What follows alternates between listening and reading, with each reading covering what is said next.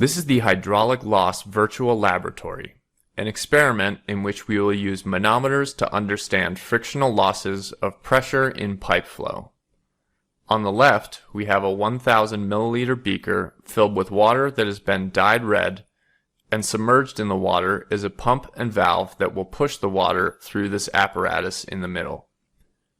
The apparatus has 4 manometers, each spaced 7.62 centimeters apart. On the right is a waste beaker that the liquid will drain into.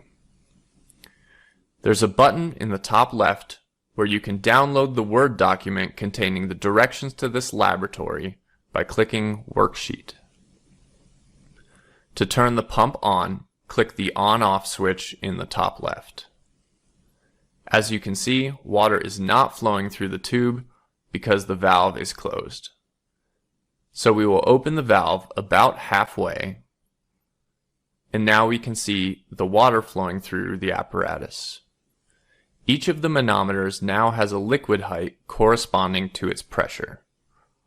To measure the height of the liquid, we can drag this ruler in the top right to one of the manometers and zoom in using the scroll wheel, then move the image by dragging the mouse on the canvas. Zoom back out using the scroll wheel, and let's press the reset button to start a new trial.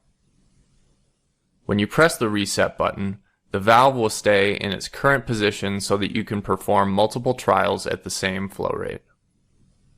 I'll turn on the pump now, and water will start flowing again. We can pinch the tubing by clicking where it says, "Click to pinch." When I pinch the tubing, the height of the liquid in the manometers drops to 0, and bubbles start flowing through the apparatus. To tilt the apparatus such that water is flowing with gravity, press the tilt button in the top right.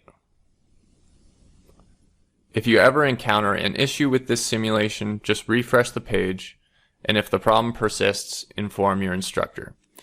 That's all you need to know. Good luck with the lab.